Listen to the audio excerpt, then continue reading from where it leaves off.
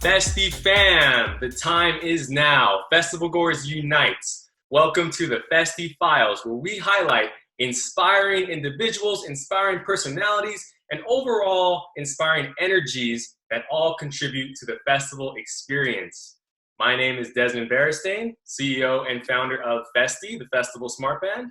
And today, we got a little reunion going on. So to the guests I have today, we have two amazing guests. We're gonna start with, yeah, she got the dancing. Everyone's at home, positive, dance, get it going. We're gonna talk about dance today. We have, and oh man, I'm really excited because I still remember 12th grade when you and Snell did the Alien talent show dance. Oh, yeah, you thought I forgot about that? No, I remember. So we were painted all silver and shit. Yes, and we were like, painted silver. So that's what this podcast is about. We're bringing it back. We're letting everyone know that we got each other's back. Right here, we have singer, songwriter. We have dance performer at so many festivals. I've seen you perform at so many festivals. You've even come out in multiple music videos. I think Party Favor, that was a music video. You were in Party Favor's video.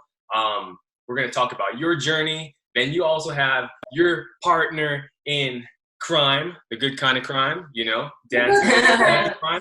You're dancing with crime and criminals then, right? Chrissphoria. We have Chrissphoria, dancer, art of flow suasion movement, right? We're going to talk about that. Yeah, that's right. We have, as I mentioned earlier, Lucy Abramian, aka LucyLights, DancingLucyLights. What's up, guys? Welcome to the festival. What up, Desmond? How you doing? Doing all right. And like I said, this podcast, we just want to shed some positivity, shed some positive light and uplift the festival community during these times because, everyone's going through something. Everyone is dealing with this in their own way. We all had so many plans, expectations, and we're all excited about this festival season. But, things happen. But that doesn't mean the festival season is over. We all got to keep that spirit, and we still got our swag on. We still rocking a little bit. I see you guys got the the pink hair, the swag. The pink hair. So I had to do something in honor of lost festivals for the year. Yeah. Going pink. Exactly. Thank you for doing this. I appreciate it. Like our community, everyone knows like the EDM community is the best community because everybody has each other's backs with all the live streams from the DJs, all the artists doing like one-on-one live streams and then, people like you doing podcasts. Love it. Fucking love it. We're an awesome community. And that's how it's not just about even though a big aspect of the community is, getting to see each other all the time, but, even if we are far apart, we can still be near each other like this, we can still enjoy the music like that. And that's the biggest thing, I didn't think at first, that was my biggest concern, okay, is everyone just gonna fall off the music first? But it's that's how the community is tight-knit like that, because everyone is just, trying their best to, make it work in spite of everything. So exactly. Plur, man. Peace, love, unity, and respect. I mean, so today is cool because I want to talk about each of your journeys, and then collectively how you guys met. You know what I mean? And that's kind of what this is all about, right? You meet people at events, but those relationships extend beyond the festival. You know what I mean? And now here we are. You guys still have each other's backs. And so talk about your journey. We'll start with Lucy, then we'll go to Chris, and then we'll do the overlap on how you guys both met each other. Cool. All right. So as you know, I've been dancing since high school, even before that, to be honest. And when I first went to festival, I would see these go-go dancers, DJs who had their own personal dancers that would come out on stage and fucking kill it. And I was like, I want to do that, because music videos, cool, touring with huge artists, that's a little more advanced. And, I wasn't there quite yet. So I'm like, you know what? I'm going to reach out to some of these clubs. I'm going to start go-go dancing. I just took a shot. So I made a resume, quick little small, dance resume, nothing too crazy because I didn't have much experience then, except for see some hip hop, which he was also on. And so I sent out my resume to Yost Theater, which is in Santa Ana, pretty big EDM club. You used to be White Rabbit, Havoc. Yes. Havoc, was it Havoc Thursday? Oh man, back in the day. Yes. So I sent out my resume, and I sent it out to a bunch of other clubs, but Yost, whoever was managing like the dancers at the time, like the performers, he decided to give me a chance. He's like, you have a versatile look.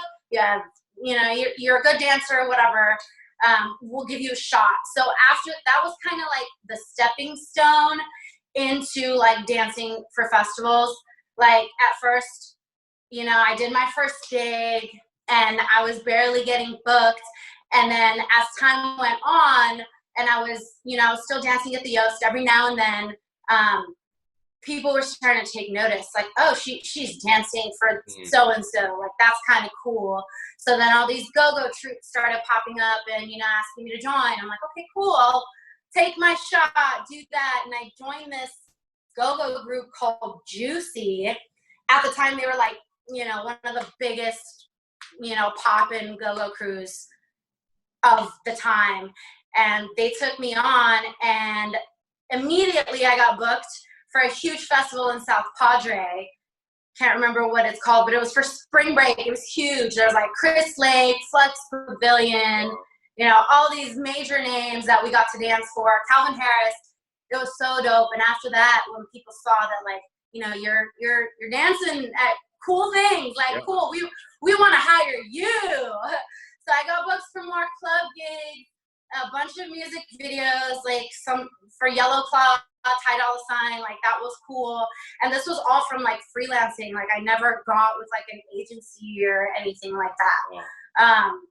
And then after that, once people saw I was like in videos and stuff, and they were like, I got hit up by Party Favors manager, one of his managers, and he's like, come out to a show, like let's see you dance, like, like we might like you or whatever. So I went out and I took another girl with me, and after that they were like, okay, we're gonna have you come on to a bunch of other shows, like we're just gonna have you come on and fuck it up for do whatever booty pop in the handstand, something like that. So after that it was just kind of like a ripple effect where everyone was just hitting me up like, you're dancing at Coachella, you're dancing on Mad Decent Boat Party, you're doing this, you're doing that. And we got hired for Lightning in a Bottle. He was there too, we were fucking that shit up on stage. Dirty Bird Camp Out, we like taught a tour class, had our moments on stage. Northern Nights Music Festival in Humboldt, and just like a bunch of other, small little gigs here and there. It was, so yeah, that's my journey. Wow. As far as like festival journey goes, I've been going to festivals since 2010. Nocturnal 2010 was my first one. Ever since then, I fell in love with it, and I wanted to work with, different festival companies. I always wanted to be on stage, whether it be music, dance, whatever. I wanted to be a part of it, and I'm so happy I got to get that chance. And there's more shit in the future, just not at the moment. Exactly. Well, that is an expansive list, and it's so cool because like I said, I remember 12th grade, we had the talent show, and then you guys came out, and that's the one performance I remember vividly, like the aliens, you guys were all dressed up. I was like, whoa, and the moves, and I was like, whoa, this is and that was me and Tati. I don't know if you remember Tatiana. Yes. So it was the whole squad. Let's see, you guys still hear me? I think you froze. Okay, you're back. Back in the game? Wait. Say that again, hon. Say that again. One sec. And we're good. It is lagging a little. Little lag. I think so. Okay. We back? Okay. A little lag, but it's okay. Yeah, audio is still pretty good. Let me know if it lags. Mm-hmm. But that's an amazing list. I mean, over the years to make that happen, and we're gonna get into that. We're gonna get into what it really took because, right, we're all creatives, we're all artists, and the truth of the matter is, not every day is, you know, it goes in waves. It goes in waves, and we have to ride the waves. So Oh, get yes, to those moments. 100%. Yeah, and then it's Yeah. so much. But before we get into that, Chris, let's talk about your journey. I would love to hear that journey as well. Yeah, And totally. Yeah, but I feel like my festival and like my dance kind of like career kind of started flowing together at some point. Cause first of all, my festival experience started like when I was like 16, literally 16, not allowed to go to clubs yet. But there was this awesome like underground event, and it was called Mouth Taped Shut. And all I knew was that this dude named Dead Mouse was playing at it, and I was like, you know what? Let's try it. Let's do it. I asked a bunch of my friends if they would go, and they're like, we're too young. We're not down. Like it's out like midnight. I'm not down. So I was like, you know what? Fuck it. Like I'm for it. Let's do it. So I go to this random address, like the sketchiest thing. And then I see this like super pasty white dude, and he's just like, he's killing it in this giant like setup. And then he has this just like mouse head next to him. And I'm like, wait, are you that one guy? Like, does he do this all the time? Like, but literally it was like maybe at most, I think the capacity was 50, 60 people in that room.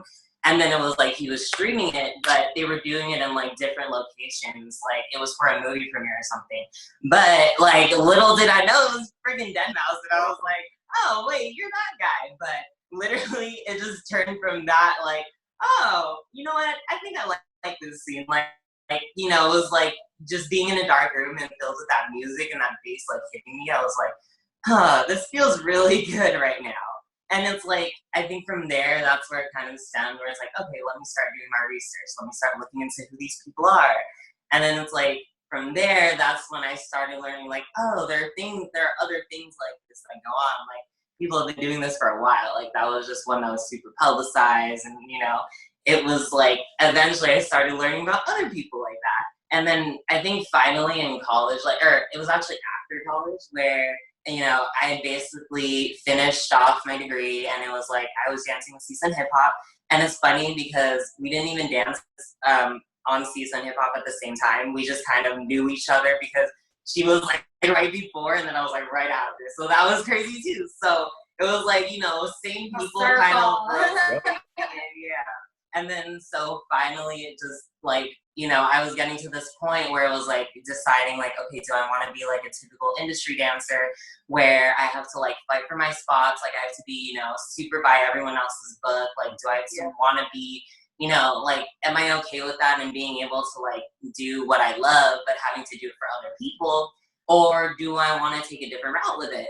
And so I kind of had like a little journey, like, I don't know what's called, like a little like opening experience where I started going to more festivals, like started with Nocturnal again, and then I went to like Escape, and then like did the whole marathon and everything. And, you know, going to those things, I met a bunch of random people that were just like, you know, kind of like in a way that I didn't realize. It was like they were kind of like showing me like, oh, there's a different way to go about things and do what you love still.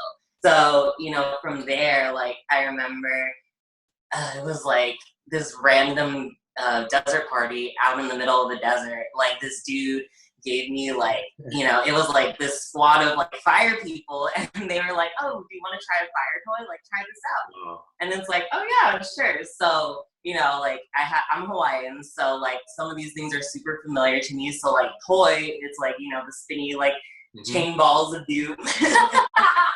Like, they were like, yes, so they were like, here, try this out. So like naturally it was just like, oh, I know what this is. And they're like, dude, have you done this before? Like, what are you doing? Like, you have to do this.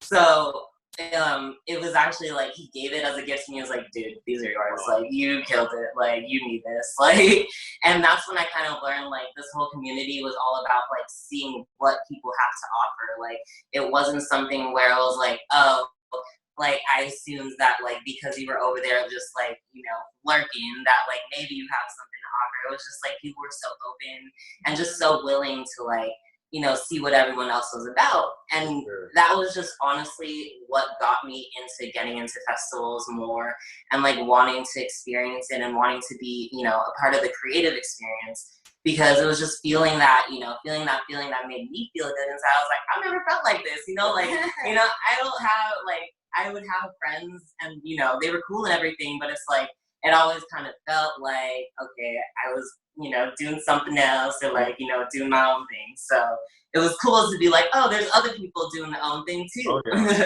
I think and that's kind of how it happened where I met Lucy, where it was like literally like we were both doing our own things, and then our mutual friends were like, dude, why have you guys not heard of each other? Literally. Yeah, so I was like, okay, slide in the DMs real quick, like, hey, girl, hey. I'm like, oh, aren't you so-and-so's friend? And he's like, yeah. I'm like, hey, we should be friends. Exactly. Yes. And that's history from there. Literally from there was a wrap. It's amazing. And that's why. I think like you nailed it. What separates this community is you can literally show up and just be yourself. Like you don't have to pretend. Be you. Like however you want to be you, that's totally accepted.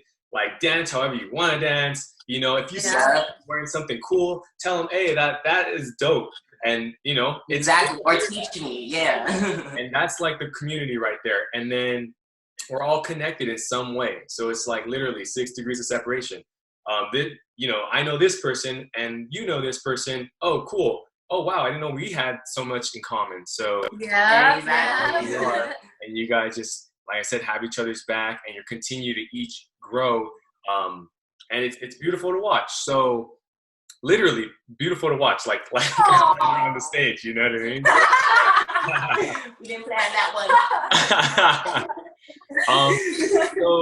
So let's talk about what it takes to like actually get on that stage. I mean, it's you're part of the performance. Like literally whether the artist, the DJ, or whoever, they aren't the dancers. They really bring the performance to life.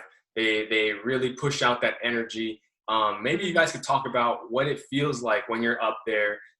Maybe you could talk about the first time when you were literally there at a festival dancing in front, and then how it feels. Just explain that feeling, because what I want people to see is, let's say I'm at home right now and I'm staying at home, and I'm dancing, I'm having fun, doing my thing, but I want to be like you guys. I have aspirations of getting out there, and I want to be dancing in front of stage. I want to be traveling the world. Maybe talk about that. Talk about the first time, and then maybe some tips of first time, how you felt, and then some tips on what it takes to get there. Okay, cool. So the first time being back on stage was at the Yost. It was a pretty big crowd. Yost is always packed. Like, doesn't matter who the name is that's playing. It's always packed. And I hadn't been on stage for like 2.5 years. Because after high school, like, I danced on CSUN Hip Hop and we performed. But that was the last time that I had performed on stage was at CSUN, Cal State Northridge. And that was a huge performance. After that, I kind of like took a break, fell in with the wrong crowd. Story for a different time. But after getting back on stage, like that feeling of just being in front of the crowd, and the audience isn't looking at the DJ. They're looking at the visual effects, like the background, the dancers, the, whoever, the characters that come out, like whatever it may be. Because, the DJ's, he's doing his thing. And of course they're here for him, but for like the visual aesthetic, like they're looking at the dancers. It's fucking awesome. Like having all these eyes on you, and then the first time being in front of a really big crowd, because I had never been in a crowd over like, a couple hundred people. Mm-hmm. The first time was in South Padre. I think it was called like All My Friends or something Friends Festival. And I just remember getting up on stage and it was freezing, it was raining, it was windy, and I'm standing on these like 10-foot speakers in my fucking boots that are this high. And it's 15,000 people, like a fucking sea of people. And I'm just fucking going for it. Like you're dancing, you're like, oh my God, I'm vibing with the people in the front row. I'm vibing with the DJ, like it just kind of overtakes your body. Like, and you just feel like you're on another fucking plane, like another dimension. Like, it's fucking amazing. So for anyone who does want to get into this, there's like really a couple routes you could take. You can go like the audition route, where you can audition for these big festivals, like, you know, Ultra Angels. They have their auditions every December for like Ultra Music Festival all around the world. Or like EDC, Insomniac, they have their dancers and their auditions, like, you know, in March or April or something like that. And there's just a bunch of go-go teams you can audition for and go that route. But the route that I felt like helped me was more freelancing and just kind of putting together a dance resume, even if it's just you dancing at your college, like, you know, your training, your, you know, times on stage, whatever it may be, like just getting that together and sending it out to these clubs. And if you don't want to do clubs, like you want to go straight for the festivals, you know, make a little dance reel of you doing your thing, like killing it, whether it's on stage or you're in your backyard, doesn't matter, like taking class, put together a dance reel and, you know, send it out to these DJs, even if they're not big DJs, like they're not big names, they're just starting up. You know, somebody is going to be like, hey, I want you on stage with me because you're fucking unique. Or, you know, I like the way you move. You're cute, whatever. Like, take the fucking shot. Someone's going to want you on stage. And when that happens, like, let's just say the DJ gets big or he just has a residency at some small club. That's your stepping stone. Like, that's your stepping stone into something else. Because you need some sort of experience to get up into, like, you know, like the higher end stuff. But, you know, you also may get lucky and some big name DJ, like, you know, someone is going to be like, hey, fuck it, I want you on stage. Like, Destructo has these twerk girls. I don't know if you've heard Twerkaholics. I don't know if you've seen them. But yo, they go fucking off, and I'm kind of like jelly mode. Like, damn, I wish I was doing what they're doing. But that's, you know, I don't know how that happened, how that connection happened, but like for sure somehow they reached out. He saw them somehow and was like, I want you guys on fucking stage with me. And that's like the key, honestly, to like, you know, getting these DJ gigs. Unless you want to go the audition route, which is good too, because if you're a professional dancer and you have like 10 years of fucking training under your belt, like that definitely can pay more, and that can definitely like get you in like a more consistent phase of like performance. So either way, audition or freelance, that's, you know, they're both good routes to take as a dancer. Lucy brings up a really good point about that, where it's like, just like submit to anyone. Like, that's the biggest thing, especially like for both of us, where it's like, just don't be scared. Like, that's what like sets people apart. Like, as long as you're not scared, as long as you're confident in yourself and how you move to, you know, to music, that's all you need. Like, because people are like, at the end of the day, if you have more confidence than people are intimidated by you, or like, you're gonna get through to that. That's what it is. Like, it takes that bold personality to be like, hey, like, no, you do need me. Like, don't be afraid to put yourself out there. Like, even if you don't have that much experience, like, it's never hurts to just be like, hey, like, this is what I can do. Maybe this is something you want to.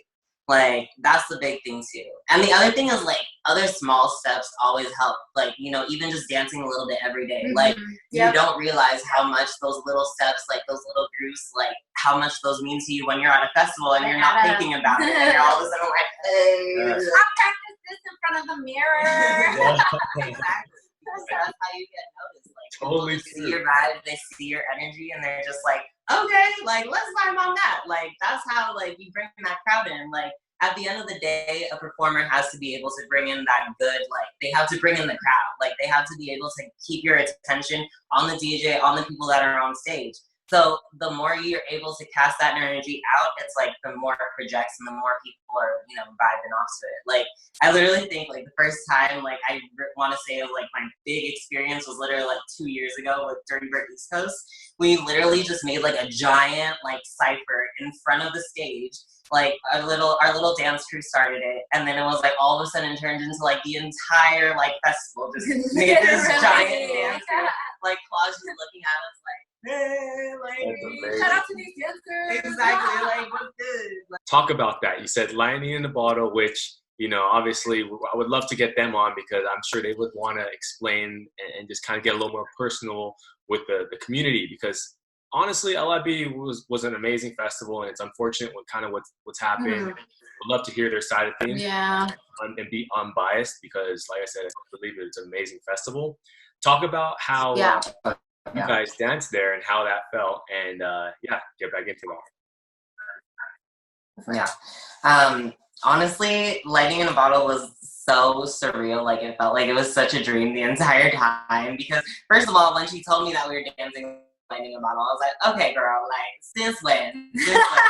Like, it was it was a huge toss-up for a long time, so it was always like, oh, maybe you are, maybe you aren't. And then all of a sudden, here comes the lineup, and then it has our, crew name on it, and we're like, okay, it's official. It's official. We're officially going to be at, LIB. This is going to be amazing.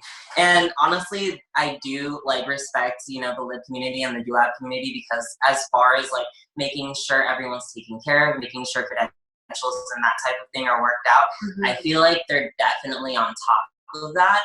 As comparison to, some other festivals where it's it can be such a hassle, especially because credentials will just fly through so quickly. Yeah. But that's why we're so appreciative that at least our big experience was with them, because we didn't have any issues.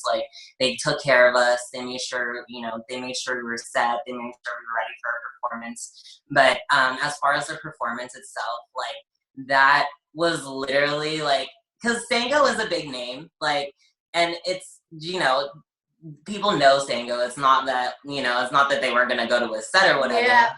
But, just being up there with him, he's such a cool dude, and it's his music is such a vibe. It's oh, okay, this feels great. It literally just feels like what I'd be doing at a festival anyway. Let me just vibe to the music real quick. On stage. Yeah.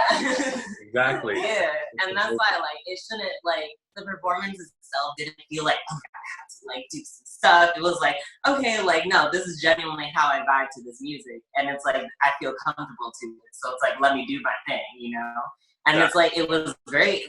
Ultimately at the end of it, it was just you could tell the crowd was vibing. It was such a good crowd. Oh just my god. Packed to the end of the fucking, valley. It was packed. Yeah. It was he had a prime slot at 8 or 9 p.m. And it was just when everyone's starting to party, and Sango's a big name, and it was at the Lightning stage, one of the bigger stages. So it was just packed to the end, and we're on stage, we took turns dancing with different partners, but we're on stage and we're just looking out, and it's fucking a sea of people. They went from kind of crowded to fucking packed. So, it was awesome. It was awesome. So cool. I feel you guys mentioned it. Passion and energy, right? So you're feeding off of the crowd, right? You're emitting that energy, but then they're bouncing it right back to you. So the other thing is, seems like you guys are so passionate that you're not going to allow little things to get in the way. Lucy, you just mentioned it, how you decided, you know what, I might not go the conventional dancing route, and there's nothing wrong with that. I might explore the freelancer route. And hey, it worked in your advantage greatly. So maybe talk about that a little bit more, and how you could recommend that freelancer path to somebody, because there's many ways to get to one location, right? There's many ways to get there. And talk about things that you had to overcome, maybe the pros and cons of the freelance route. But ultimately, like I said, you found a way through it. And I think now your story can be used to inspire the next generation, the next wave of dancers, right? And that's what this is all about. It's all about us enjoying, getting a feeling out of something we love, and then now doing what we do to translate that feeling and get other people to feel the same type of joy, right? 100%. Well, if you're, you're an aspiring dancer, honestly, for me, the freelance route definitely has a lot of more pros and cons versus you know, going the audition route, because the audition route is either you make it or you don't. You know, it's really easy. It's like yes or a no from whoever you're auditioning for. With the freelancing, there are a lot of no's. There are a lot of no's. I mean, I guess with auditioning too, there's a lot of no's too. But with freelancing, there's a lot of no's, and there's a lot of unpaid gigs. And that's like up to you as the dancer to kind of decide, like, do I want to do this gig for free if it means 2 years later I'll get a fucking fat check from you know, whatever festival or whatever DJ because I decided to take this chance and get some exposure, you know. And it sucks because dancers, like a lot of dancers, it's kind of like their side job, so they need it for like money, and it's hard because go-go dancing, it doesn't pay very well, and even when it does, it's only 1 or 2 times a week. You're not getting like every day, like a 40-hour week or whatever, like a conventional job.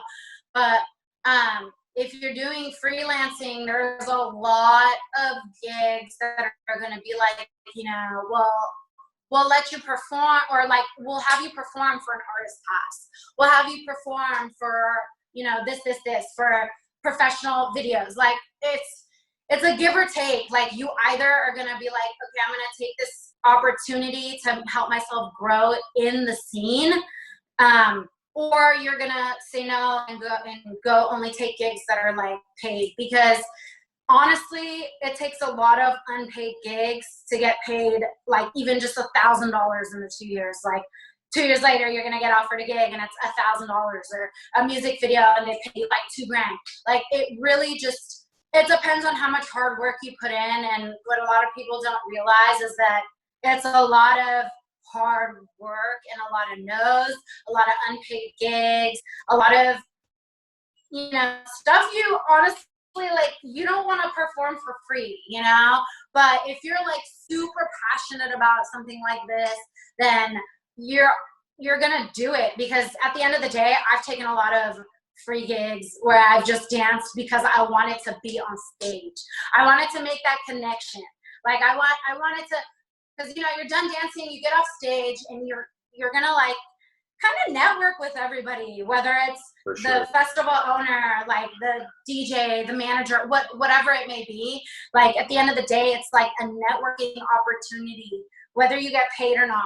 And I know a lot of dancers, they're against like, oh, I don't want to dance unless I'm getting paid. This is my rate. And you know, you should have a rate for sure, 100%. But a lot of gigs that do pay, like, you're gonna have to work really fucking hard for that. You're gonna have to work, like, do a lot of unpaid shit. And I feel like that goes for like a lot of other industries as well. Because I know that like a lot of musicians, even like they do a lot of free fucking work before something blows up and, you know, they start getting paid just for anything. Like it's to build up that, like, that stamina for the industry, that, like, you know, passion, that hard work. Like, you know, if you really have a passion for it, I feel like the money will come. You know, you don't need to be getting paid every single time if it's something you really love to do and you do want to make a career out of it, because it starts with just kind of giving your time. And I don't know if you listen to like Gary Vee and stuff, but he's always talking about that. He's always like, you know, like sometimes you gotta fucking eat shit, work for free for 2 fucking years as an intern, and then you get that opportunity to get that big gig, that touring opportunity where you like get to tour with the DJ or the musician or whoever that you're working for. And I'm like a huge believer in that. And we've both had our fair share of, you know, working or dancing for free, or just even showing up to the event. Like it's part of it. It's part of it. So yeah, like Lucy brought up a really good point. But no, Lucy was bringing up a really good point about how, you know, the freelance game is going to be a lot about, like, you know, just sucking it up for the money and just being like, well, I would do this because I love it. But the biggest thing about it is what's really cool about the EDM community is that we're in a really special place, because you know, our community at the end of the day really does care about each other. Like, we all kind of like want to see what everyone else has. The thing with the dance industry in general is like, they always say that, you know, don't settle for less, don't settle for free gigs, because it's like a lot of people out there do try and take advantage of dancers, and they want to be like, okay, well, you know, you can do a bunch of flips, but it was only a bunch of flips, so I don't need to pay you for that. Like, you know, I get that point, but because the community that we're in is such a different community, it's cool because we have an opportunity to be like, okay, let me show you what I've got though in this settings, and then you're around a bunch of other people that are also like, oh wait, I do this too, and I need something like that. So it's like, that's how I can potentially use you. And I feel like that's a big part of the freelance game, where it's like, you just need to be at those things, like show up to those things, or like show up to those free gigs and be like, hey, I'm here. Like, let people know that you in the game. Like, people are gonna always be like, oh, you that one girl, like, you that girl again. Like, you're back. I remember you. I want that. Like, people always do that, and it's like, you think they don't, but it's like, little do you realize, like, okay, I'm the head of Dirty Bird, or oh, hey, I'm a Dirty Bird DJ, or okay, I'm a Eat Everything DJ, or something, like, you know, like, it's super random. And that's what's cool about our community, is that it brings so many random people together that actually are about what the music is about, and about, like, you know, the culture of it, that, you know, there is an opportunity for people that, you know, aren't as, like, super professional, or, like, super, you know, super trained to actually be able to do something and share what they love that way. So that's why, like, that's honestly why I got into it too, because it's like, honestly, like, I was gonna take the professional route, where it's like, okay, I'm just gonna go audition, like, no after no after no, but it gets wearing, like, it gets real tiring. And then when you start hearing, like, oh, they're looking for a certain look, they're looking for certain things, like certain body weight. Yeah, like, you start getting discouraged, and you're like, you know what, let me go back to my community, where people are just like, okay, you killing it out there. Like, that's all I need to hear. Like, that's all. I think you mentioned it, like, pretty much you probably have to shift your mindset, right? For these auditions, for these gigs, and you have to look at it as, you know what? If I show up and I just do what I do, that's a W. That's a success in my book. You know what I mean? And then what transpires after that is just icing on the cake, because worst case scenario, they saw that I'm working on my craft every single day. You know, they see that I'm working, and I get to meet people and extend my network. Now, of course, you would love to get a gig, but, like, you can only control what you can control. And at the end of the day, you make peace with that. And kind of talk about, like, how with social media now, Lucy, you're posting vids like every day, a new move, new form of dance, new, like, theme. You'll hit the Spanish, and then the next day you'll go in on some trap beats, and then everything. And I'm like, yo, okay, versatility. And then you'll even post, like, I think it's cool when you post on stage, but then you'll post yourself, like, at Coachella, like, getting it right there, like, on the rails, getting it as a spectator. You know, it's like both ends, loving both ends of it. So I think that's amazing. And then, as you guys mentioned it, the culture of people around you, how, like, it's just cool to just, like, you know, show love, like, because everyone is really just trying to make it happen. Obviously, there's only limited spots for certain gigs, but that shouldn't deter you. You should keep going and keep trying, because there is that point, and then you break through, and then all of a sudden, people are asking you, "Hey, how did you get there? How did you make it? I want to do the same thing." And then you're like, "Whoa!" And then you kind of smile, because it's like, "Yeah, you know what? I worked really hard, and I endured a lot, and, you know, I even had those days when I was, like, down in it, and probably was really close to giving up." But for whatever reason, something in me was like, nah, like, we're not gonna do that. And sometimes that might be the person right next to you being like, get up. They don't know what they're missing. Get up, you know what I mean? Or somebody that from afar that, like, sees you on social media, and it's like, yo, this person has it. And then it's just a matter of time, and we all hear those stories. So, you know, you guys are building that story. We're all building this story. And maybe about how the culture right now, you know, we're going through this thing at home. How have you guys been able to still be positive, still find ways to advance your careers and honing on your craft, and shed light upon that, shed light upon what you guys are doing and what you believe the culture could do? Because right now, it's just, yeah, we're being confined, but we just got to keep staying creative and come up with creative ways. And I know you mentioned the live streams, but what are dancers in particular doing? And yeah, shed some light on that. As far as like the community kind of staying intact, the EDM community, you know, they're doing a great job. Like the live streams, killing it. Like, and they're, you know, they're free. No, they're not charging people, which I absolutely love, because ain't nobody gonna pay for a live stream. You just saying. But it's awesome, you know. Right? It's awesome because it keeps people kind of in that spirit, like, oh, I can't wait to get back and see my favorite DJ live. You know, I can't wait to go to my favorite festival next year or later in the year, whatever happens. And I really love that. Like, I absolutely love that. As far as the dance community, everyone's doing free classes. Like, he's taken a bunch already, like from a bunch of choreographers, and he's you know, stepping up his dance game. Like, he's on it like every fucking day and just like killing it, getting better. So then when we do have the opportunity next year, or you know, 2022, hopefully fucking not, but whenever we get another chance to be on stage, we're like honed into our skill. Like, we're popping, we're doing this. But that, as far as like keeping our skills intact, just really just practicing every day. With me, I don't dance as much anymore, but I've been kind of taking this time to focus more on music, because I'm trying to be the DJ with the dancers at some point in my life, or the singer with the dancers. And, you know, I'll still be dancing, and I still dance. We make videos. I've been making TikTok videos just to kind of keep up, you know, with everybody, because, you know, I'm Dancing Lucy Lights. That's how people know me. And I kind of have been putting like music out and stuff.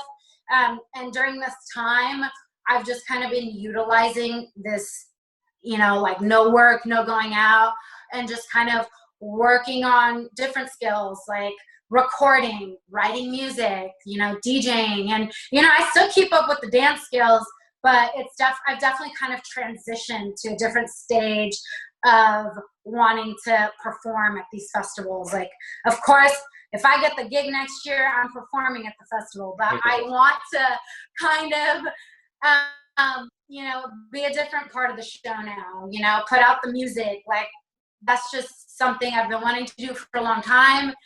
And I've kind of been more focused on that during this crazy time, even though dancing is always gonna be there.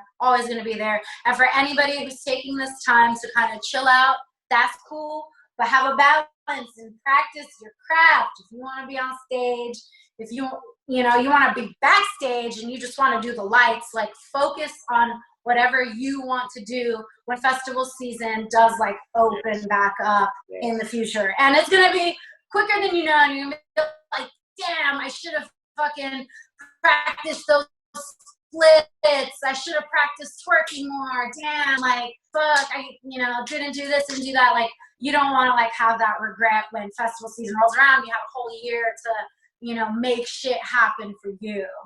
Yes. So yeah, that's the biggest thing, just like quarantine time.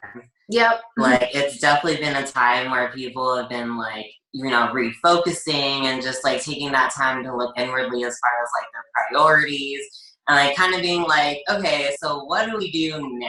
But that's the thing, like, you know, it's not about what do we do now. It's like, you know, what should I be doing to take the steps forward? Like, you know, just because we're in a pause doesn't mean that everything's closed, or, you know, doesn't mean that it's not going to come back up again. Yeah. And like she said, it's like, it's all going to boil down to what were you doing? Like, when this time, you know, a lot of people everyone had this time. So it's like, what did you do at that time? It's like, it's okay if you couldn't make the most of it, but it's like, if you're really passionate and you really want to like start taking the steps to start going towards those goals and being backstage and being on stage, like, these are those important moments where you're like looking inward to yourself and you're like, okay, what can I do? What can I bring to the table? Like, this is what I need to show, and like, so that I know for my next festival, I'm like, okay, this is how I'm going to get people to, you know, come towards me or gravitate towards me. Yeah. And that's, you know, it's those types of inward steps you know, that with this time that we have, and like when we're back out on the scene, like we're gonna be killing it because, you know, we're ready. Like, stay ready. Stay ready so you don't have to get ready. And like you mentioned it, right? This is, you guys have already dealt with your passion being tested. Like you just mentioned, building your resume, unpaid gigs, practice without any return, like immediate return, right? So right now we're all in this place where, like, let's say our company, Festiie, we created the festival smart band. Like, stay together, find your friends, no service needed at festivals. Well, there aren't any festivals right now. So we had a decision to make. Okay, either we sit and just like, well, we're just gonna chill until something happens, or we say, no, we can all these live streams. Let's compile all the live streams. Let's put a list of them online so that people can watch live streams on one place and just click a button. It takes you. Let's kick off podcasts. Let's connect with all the amazing stories and amazing personalities within the space. And then we have even more coming, because like times like these, it's almost like the universe reflects it back at you and it says like, well, what are you going to do? And you guys mentioned you want to be the person a year and a half from now or whatnot, whenever things get back to normal, that you're just like, shoot, I should have done something. You know what I mean? Even if it's just putting in a little bit each day, even if it's we all have creative projects that we would write down or talk about or think about, and then actually exploring them. Like Lucy, you just mentioned, you are really deep diving into the singer-songwriter and music production side of things, which is like amazing. You know, people are, if you're at home, like I got the little DJ set up in the back and I'm just dabbling. You know, just have a little fun with it and learn and experiment, because now's the time to get out there, get out of your system. Now's the time to just log in the hours and then see what happens and then stay ready for the opportunities. So let's talk about how are you guys kind of, you know, one thing we're trying to do is everyone's trying to give back in one way, shape, or form. You know, we're trying to put out content. Like even in the neighborhood, if we go to the grocery store, we'll just kind of put up a post on like the neighborhood app or whatnot and say, hey, any elderly that need groceries, anything like that. Kind of talk about how you guys are giving back. And that might even just be like hitting people up and just spreading love online. There's so many positive ways to give back. Talk about that, because I feel like that is a huge part of the culture, is looking out for each other. So talk about how, you know, you guys are looking out for the culture, and it just might be in smiling every single day. Like it could be that simple.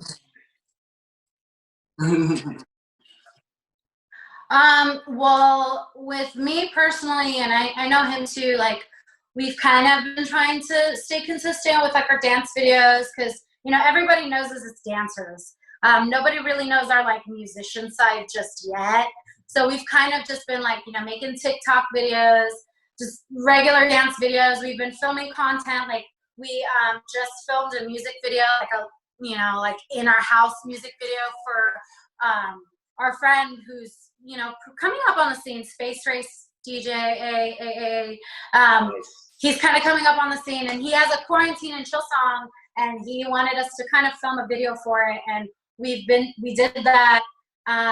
We've just been posting videos like daily for our, you know, fans or our supporters that are, you know, expecting dance videos. They don't really know our like music side yet, even though like we've been putting out DJ mixes too. I just did my first one the other day.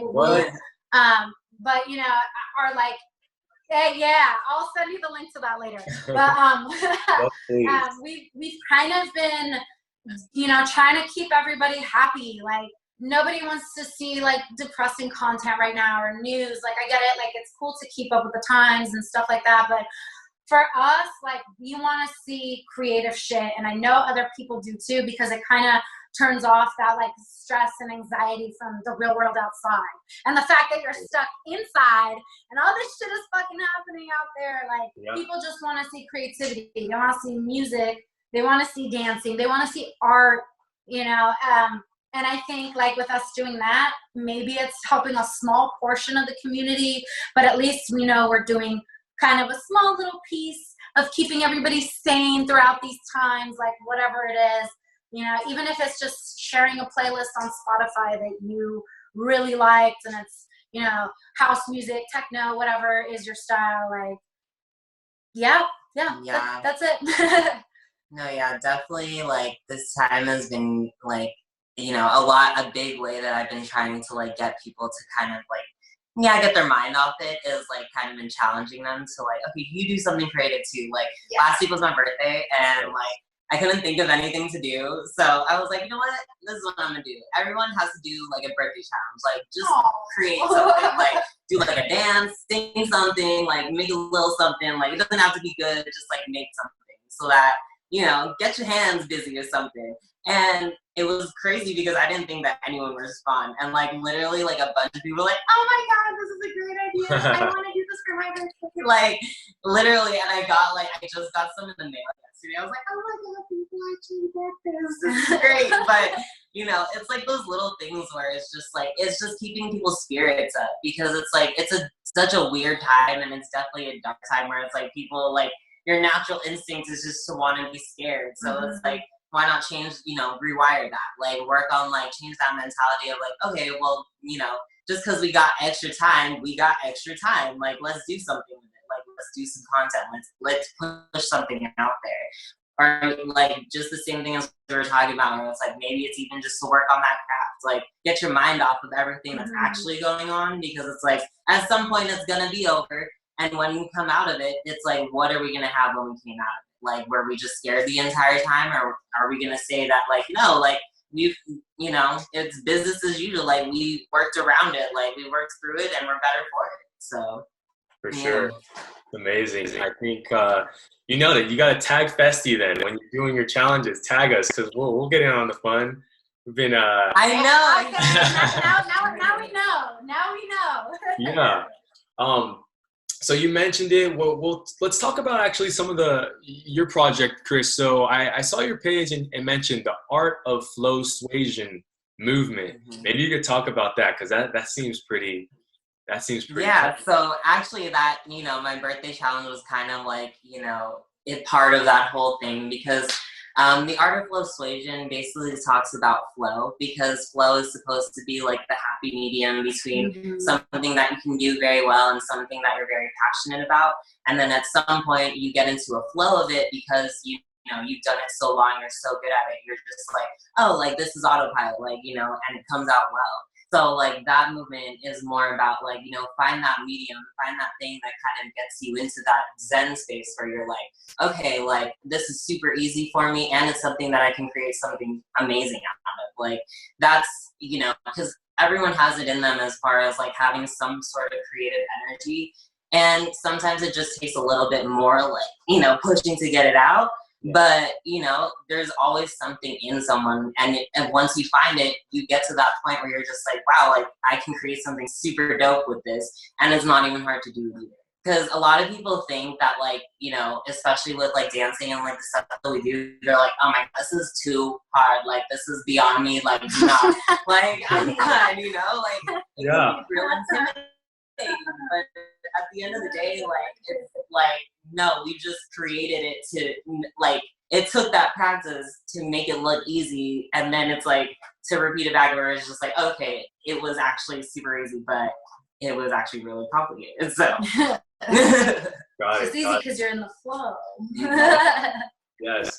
So let's want to go a little deep here, you know, a few more questions. So you guys are awesome because, I mean, so many reasons, but I think it takes a specific individual, a specific self-belief to go after your passion, to chase your passion. I think for you guys to say, instead of just saying, you know, maybe it was just at 9 to 5, or maybe you were working a 9 to 5 and then doing this on top, like, just kind of talk about that. Talk about what went through your head. Maybe it was like a split decision. You're like, yeah, I'm not doing that, I'm doing this. Like, that simple. Or maybe you have to work through it and say, you know what, it's fine. Like, I just know something's gonna come of this, or this is who I am, this is what I love to do.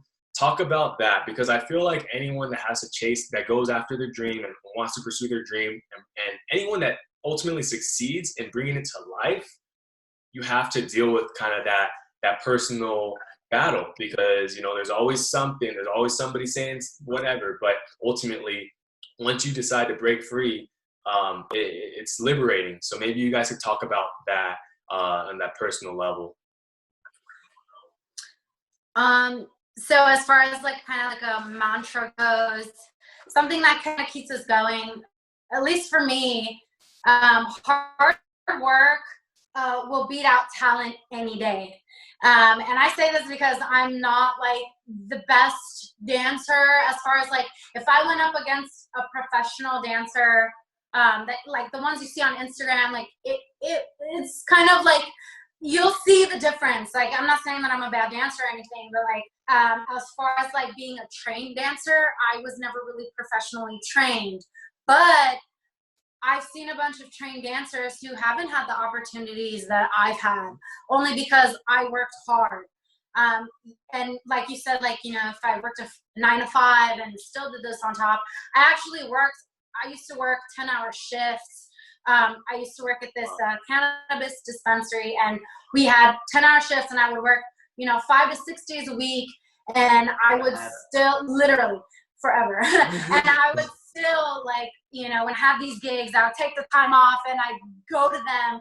I would like make split decisions, like last minute, like, oh, do you want to dance on Groove Cruise in Miami? It's in 4 days. Yeah, I'm down. Fucking book my flight and I'm out, you know, the next day, because I want to do this. So sometimes it is a lot of last minute decision making, and it really, really depends on where you are mentally, because if you're not, you know, if you're not prepared, it's kind of hard to make that split decision, because you're like, fuck, am I prepared? Am I ready? Am I going to take this time off of work? Like, and I'm not saying like, you know, put your work second, because a lot of times your work is, you know, it's your career, it's your job, whatever. But at the end of the day, if it came down to it and I had to pick like my day job and doing a gig the next day, I would pick the gig.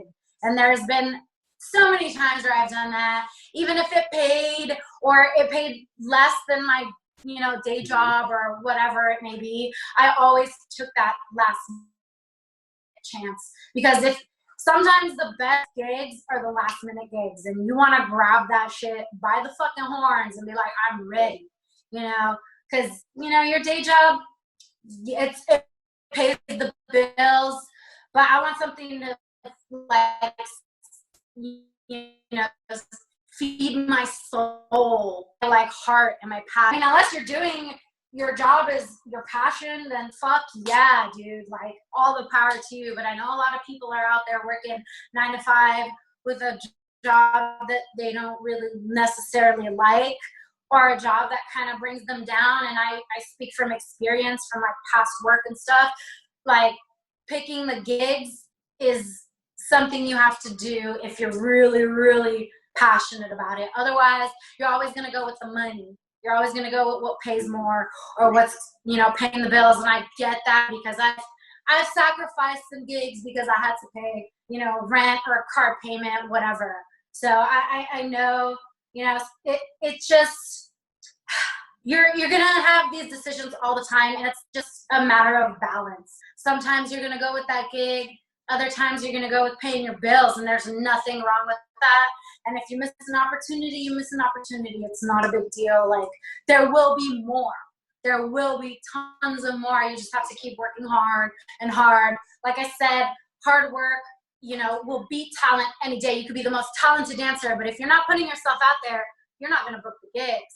But you could be like an okay dancer, and you're out there fucking hauling ass. You're like, you know, sending your shit out to every single DJ festival, and, you know, you're going to get booked. Whether it's one festival, two, like, you're getting booked more than the person who's not really doing anything. So.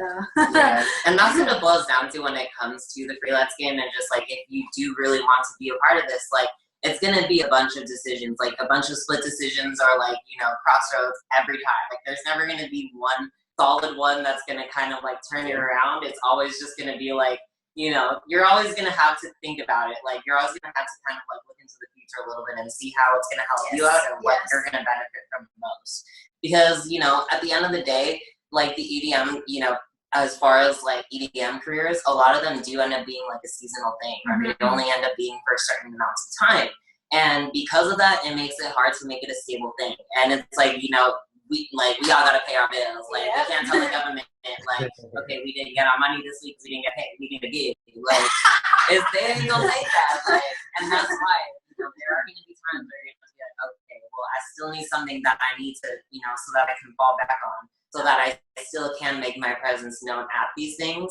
Because I know there's a lot of people, like, I feel very iffy about it when like people try and like spend all their money on like festivals, and then they're like, okay, but I ain't got nothing to show for myself. Because it's like, okay, I get the passion, but you should also understand too that there's a gentle balance of like, hey, you still gotta pay your bills, you still gotta do that, but keep that passion into it. And that's why it, you know, it's gonna be where you have to weigh out a lot of things all the time. You're gonna be like, okay, is this gonna be the one? Is this gonna be okay for me to miss, or is this gonna be like I have to be at this? Like, and that's the thing. Like, it's ultimately it's gonna be up to you. Like, it's gonna be up to your own judgment as far as like what you're gonna do.